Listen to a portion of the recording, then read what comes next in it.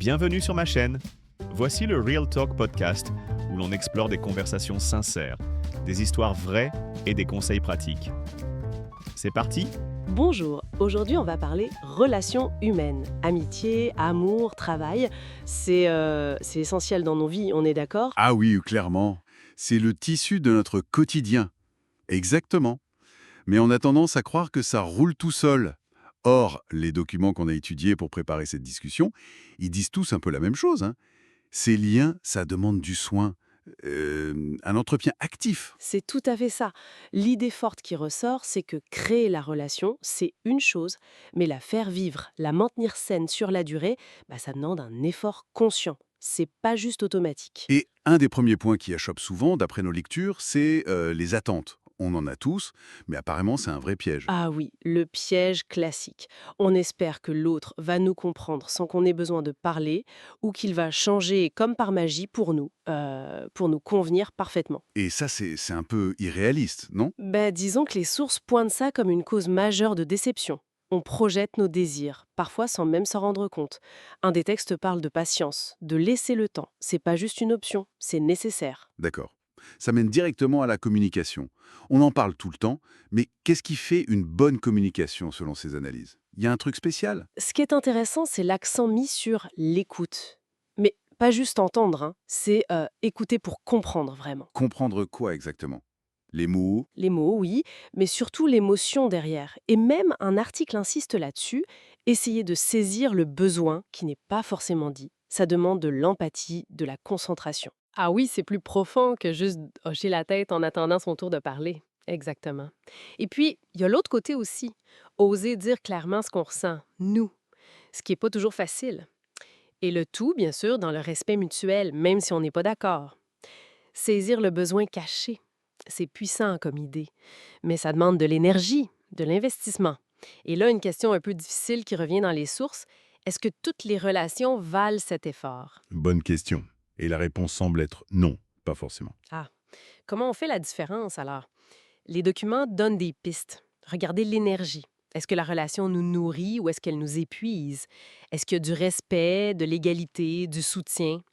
Et s'il y a un déséquilibre constant ou un manque de respect flagrant, alors là, on parle potentiellement de dynamique toxique. Et les textes sont clairs, savoir reconnaître ça et parfois, savoir prendre de la distance, ça fait aussi partie d'une bonne gestion de ces relations. C'est pas un échec, c'est de la protection. D'accord? C'est important de dire. Mais si on a une relation juste tendue, disons, pas toxique, mais compliquée, et qu'on veut améliorer les choses, par où commencer? Une suggestion pratique qui revient souvent, démarrer la conversation calmement, surtout sans accuser. Plus facile à dire qu'à faire parfois. Oui, c'est sûr. Mais l'outil proposé, c'est le fameux «je».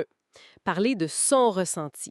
Dire «je me sens comme si» quand telle chose se passe, plutôt que «tu fais toujours ça» ou «tu es comme ça». Genre, je me suis senti un peu seul quand la décision a été prise sans moi. Voilà, exactement. Ça ouvre la discussion au lieu de mettre l'autre sur la défensive. Et choisir le bon moment aussi.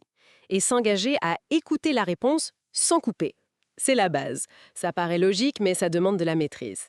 Et tout ça nous amène à un dernier point qui semble vraiment fondamental dans plusieurs sources, le lien entre nos relations aux autres et notre relation avec nous-mêmes. Ah oui, ça c'est présenté comme la clé de voûte en quelque sorte. La façon dont on se traite soi-même, dont on connaît et respecte ses propres besoins, ses limites, ça teinte toutes nos interactions. Comment ça concrètement?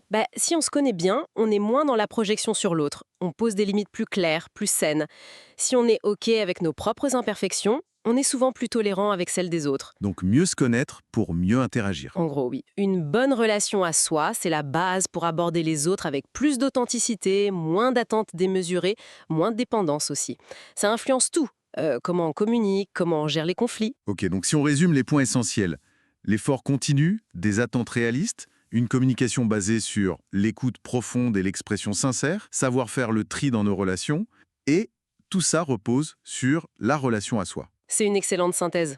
Et ça nous laisse avec une question pour la réflexion, tirer des conclusions de ces lectures. Je t'écoute. Si cette relation à soi est vraiment le point de départ, comment est-ce qu'une meilleure compréhension de nos propres fonctionnements, de nos déclencheurs, de notre style de communication pourrait transformer positivement toutes nos relations? Pas juste les relations intimes, mais aussi au travail, en famille. C'est une vaste question. qui invite à l'introspection. Et peut-être, comme le suggérait une des lectures, à juste identifier une toute petite action, aujourd'hui même, pour commencer à améliorer une relation qui nous tient à cœur. Merci pour cette exploration. Merci d'avoir regardé. N'oubliez pas de liker, de vous abonner et de nous rejoindre la prochaine fois sur le Real Talk Podcast.